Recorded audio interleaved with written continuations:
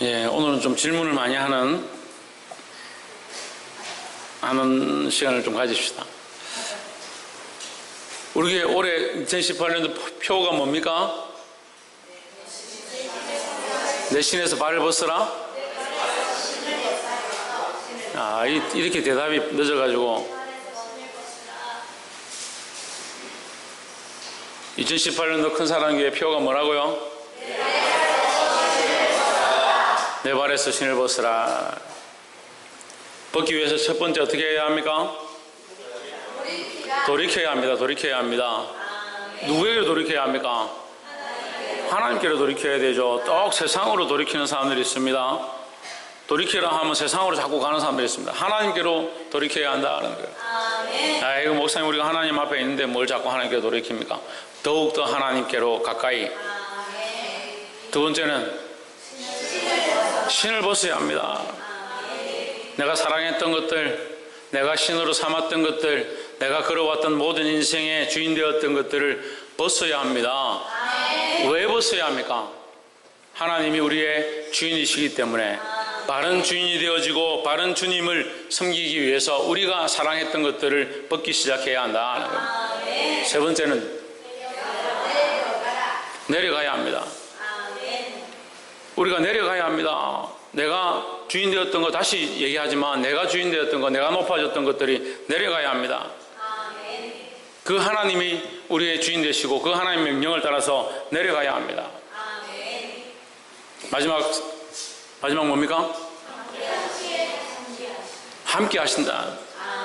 오늘 이 말씀이 함께 하신다라는 말씀을 가지고 나누기 원하는데, 원래 연초에 이 주제를 가지고 설교를 하고 연말에 다시 우리가 점검을 하는데, 연말에 가면 점검을 하겠지만 오늘 이 말씀을 해야겠다라는 생각이 있어서 함께 나누게 되었습니다.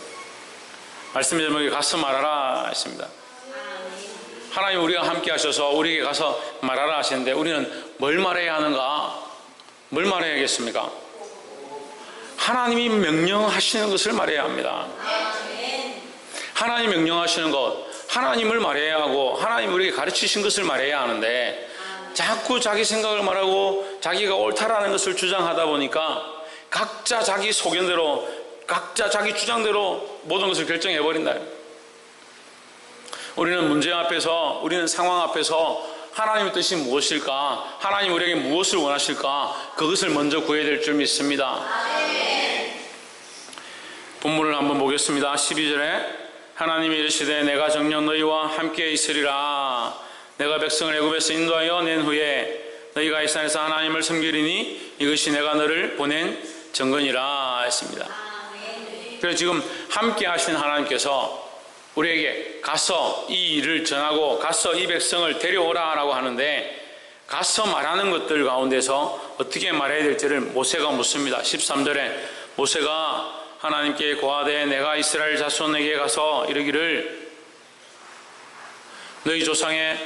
너희의 조상의 하나님이 나를 너희에게 보내셨다 하면 그들이 내게 묻기를 그의 이름이 무엇이냐 하리니 내가 무엇이라고 그들에게 말하리까 했습니다. 무엇이란 누구를 얘기합니까? 하나님을 얘기하는 겁니다. 그러니까 이 모세의 주제도, 그가 말해야 될 것도 하나님임을 알았고 그 백성들이 들어야 할 것도 하나님임을 이미 알고 있었다는 겁니다. 근데 그 하나님을 잘 모르는 거죠. 그 하나님이 어떤 분이신지, 무엇을 원하시는지, 우리가 어떻게 살기 원하는지, 무엇을 기뻐하는지 모르는 겁니다. 자꾸 어떻게 사느냐? 자기 생각에 옳은 대로 사는 겁니다. 그렇게 사는 것이 하나님 믿는 것이다. 이렇게 하는 것이 교회를 기쁘게 하는 것이고, 이렇게 하는 것이 교회의 덕이 된다. 그래서 제가 많은 사람들 만나서 얘기를 해보면요, 이게 옳다, 이렇게 해야 하는 것이 옳다, 이렇게 하는 것이 참 좋은 방법이다, 교회는 이렇게 해야 한다. 만나는 사람마다, 심지어는요 예수 안 믿는 사람들도 생각이 있어요. 교회가 이렇게 해야지. 어떤 목사님 만나니까요, 우리 교회는 엄청 부흥했는데 부흥한 비결이 뭐냐? 장로를 안 세워서 부흥했다.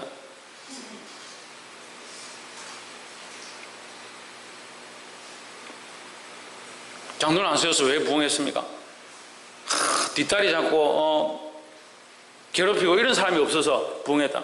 장로를 세워가지고 더 하나님 앞에 협력하는 것이 말씀대로 하는 거지. 결국 뭐예요? 방법적인 것이 옳을 수 있습니다. 하지만 하나님의 말씀에는 맞지 않다라는 거죠. 그러니까 우리는 우리에게 때로는 힘들고 불리하고 어려운 일이 된다 할지라도 뭘 선택해야 되느냐? 하나님 말씀대로 선택해야 되는 거예요.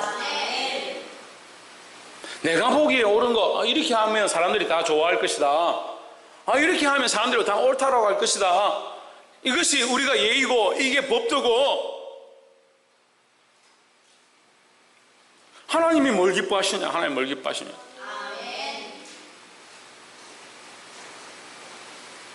결혼식 하는데 가서 왜 기도를 하느냐? 결혼식에 가서 왜 기도를 하냐? 안 믿는 사람들도 많은데, 우리가 하나님 앞에서 기도하고 하나님 앞에서 서약했으면 하나님 앞에 기도하는 게 당연하죠. 왜 사람들의 눈치를 보고 사람들이 원하는 걸 결정하고 사람들을 위해서 뭘 할 건지를 생각하냐고요. 그거 하나님을 보지 않는 거예요. 하나님을 바라보지 않는 거예요. 또 아멘을 안 하네. 하나님 다 보고 있는가 봐. 옆에서 한번 보시죠. 하나님만 바라봅시다. 14절에 하나님이 모세에게 이르시되, 이게 구약의 말씀 가운데 가장 큰 축 중에 하나입니다. 나는 스스로 있는 자 아니라 하십니다. 이것이 영어 번역에서는 나는 나다. 나는 나를 너희에게 가르치기 위해서 나를 보여줄 수밖에 없다는 거예요. 나는 원래 나다. 나는 누가 나를 만들었고 누가 나의 아버지고 누가 나의 어머니라고 말할 수 없는, 나는 나 스스로 있는 자이다. 누가 나를 창조한 것이 아니라 나는 원래 있었고 원래 창조자이고. 할렐루야. 얼마나 위험 있는 말이에요. 이 말씀이 우리에게 아멘으로 오지 않으면요, 우리 안에 너무나도 많이 쌓여 있는 것들이 있는 거예요. 하나님의 위엄을 우리가 인정해야 하는 겁니다. 하나님의 높으심을 인정할 때 온전한 예배가 되고 온전한 찬양이 되고 온전한 기도가 되는 거예요. 하나님 앞에 나와서 기도해야 된다고 막 엎드려서 기도하고 하나님 도와주십시오, 하나님 살려주십시오, 역사해 주십시오. 뭘 인정하지 않냐? 하나님의 위엄과 능력과 위대하심을 인정하지 않는. 자기 편할 때 그냥 사는 거요. 힘든 일이 생기면 하나님 도와주십시오. 그게 어떻게 하나님의 위엄을 인정하는 거예요? 하나님은 스스로 계신 분이다 라는 겁니다. 이 스스로 계시다는 것은 피조물이나 만들어진 존재가 아니다. 원래 계셨고 창조자이고 조물주이고 알파와 오메가이시다. 이 알파와 오메가라는 것은 영원한이다. 영원하셨고 영원한 분이시다 하는 거죠. 나는 스스로 있는 자이니라. 또 이르시되 너는 이스라엘 자손에게 이같이 이르기를 스스로 있는 자가 나를 너에게 보내셨다 하라 했습니다. 그래서 우리가 첫 번째 가서 해야 될 말이 뭐냐? 하나님은 스스로 계신 자이다 하는 거죠. 스스로 있는 자이다. 스스로 있는 자. 그래서 하나님을 깎아내릴 필요가 없어요. 하나님 이 정도밖에 안 되셔, 하나님 이렇게밖에 못하셔, 그렇게 할 필요가 없어요. 세상의 모든 진화의 원리와 세상의 모든 과학과 세상의 모든 문명 위에 뛰어나신 전능하신 하나님을 우리가 인정해야 하고, 하나님은 이 모든 학문과 학식과 모든 지식 위에 뛰어난 분이라는 거예요. 초월자잖아요. 초월자. 자꾸 학문을 가지고 하나님을 그 속에 가두려고 하는, 학문 속에 갇히지 않는 하나님이 어떻게 당신들 머릿속에 갇히냐고. 자기 머리로 하나님은 이런 분이야. 그러니까 충성하고 싶으면 충성하고, 예배하고 싶으면 예배하고, 성가대 서고 싶으면 성가대 서고, 자기 마음대로. 하나님이 스스로 있는 자인데 자기가 스스로 있는 자인 줄 착각하고 사. 그러니까 어디 가서 세상 가서 하나님은 스스로 있는 자이다, 하나님은 전능자이다, 하나님은 창조자다 어떻게 말하냐? 자기가 스스로 있는 자인데, 자기가 스스로 알아서 잘 사는 사람인데, 우리가 십자가 앞에 설 때마다, 하나님 앞에 설 때마다 보아야 합니다. 내 자신이 얼마나 교만한 덩어리인지. 자기가 교만한 줄, 죄인인 줄 못 보는 사람들은 결국 누구를 못 보는 거냐? 하나님을 볼 수 없는 거예요.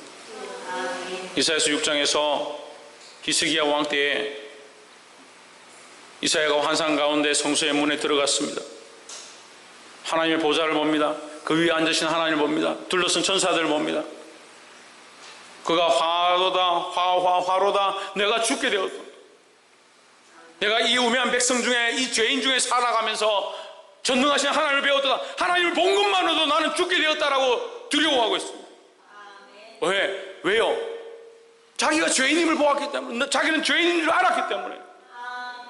그 이사야도 자기가 죄인인 줄 알고 하나님 앞에서 두렵고 떨었는데, 오늘 우리는 스스로 다 전능한 사람들이고 스스로 다 의인이고 죄 없다. 우리가 뭘 교만하냐? 마음속으로 품은 모든 생각들조차도, 입술로 범죄한 모든 것들조차도 다 죄라는 거예요. 하나님께서는 스스로 있는 자임을 전하시기를 주의 이름으로 축복합니다. 그렇게 하기 위해서는 뭐가 돼야 된다? 내가 스스로 있는 자가 아님을 알아야 된다. 볼 수 있기를 주의 이름으로 축복합니다. 15절에 하나님이 또 모세에게 이르시되 너는 이스라엘 자손에게 이같이 이르기를, 다시 한 번 더 하나님께서 이 모세에게 하나님의 당신에 대해서 말씀해 주십니다. 이같이 이르기를 너희 조상의 하나님 여호와 곧 아브라함의 하나님, 이삭의 하나님, 야곱의 하나님께서 나를 너에게 보내셨다 하라. 이는 나의 영원한 이름이요 대대로 기억할 나의 칭원이라. 할렐루야. 너희 조상의 하나님 여호와, 이것을 시작하죠. 너희 조상의 하나님 여호와. 이 말 속에 어떤 의미가 있냐면요, 너희 조상의 하나님, 그 하나님이 지금도 살아계시고, 너희 조상의 하나님이 지금 변화되어서 바뀐 것이 아니라 너희 조상과 언약했던 그 언약을 지키고 오늘 여전히 그 언약 때문에 너희 앞에 있다라는 거죠. 좀 더 쉽게 말하면 그 사랑의 하나님이, 그 은혜와 긍휼을 베푸셨던 하나님이 지금도 여전히 사랑과 은혜와 긍휼로 너희를 만나기 원하신다라는 거예요. 그 하나님이 오늘 지금 이 예배 가운데 우리 가운데 오셔서, 우리 심령 가운데 오셔서 우리와 만나기 원하고 우리 안에 폐역하고 썩어진 것들을 하나님 앞에 내어놓기 원하시는 거예요.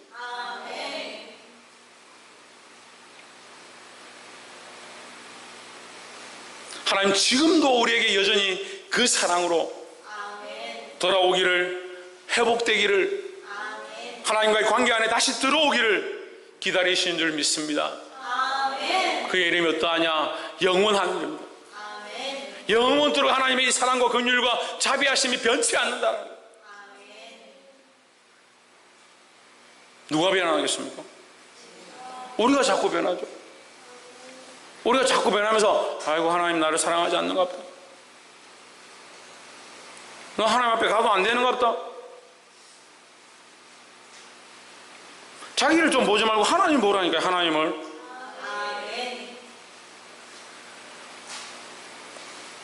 그 조상의 하나님, 아브라함의 하나님, 이삭의 하나님, 야곱의 하나님은 언약의 하나님이고 또한 살아계신 하나님입니다.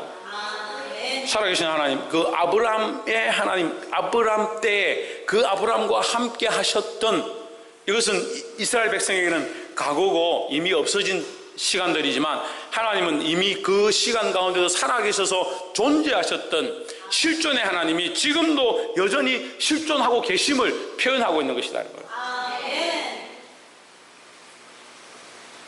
이 언약의 하나님, 변치 않으신 하나님을 만나시기를 주의 이름으로 축복합니다. 16절에 너는 가서 이스라엘 장로들을 모으고 그들에게 이르기를 여호와 너희 조상의 하나님 곧 아브라함과 이삭과 야곱의 하나님이 내게 나타나 이르시되 내가 실로 너희를 근거하여 너희가 애굽에서 당한 일을 보았노라. 17절 내가 말하였거니와 내가 너희를 애굽의 고난 중에서 인도하여 내어 젖과 꿀이 흐르는 땅 곧 가나안 족속, 헷 족속, 아모리 족속, 브리스 족속, 히위 족속, 여부스 족속의 땅으로 올라가게 하리라 하셨다 하면 했습니다. 어떤 땅이냐? 젖과 꿀이 흐르는 땅이다. 이 땅은 무슨 땅이냐? 언약의 땅이다. 이스라엘 백성과 약속하셨던 땅이다. 그리고 그 약속을 나는 여전히 지키길 원한다라는 거죠. 우리에게도 영원한 하나님 나라의 구원을 따라합시다. 영원한 하나님 나라의 구원을 약속하셨습니다. 어떻게 받느냐? 믿음으로 받죠.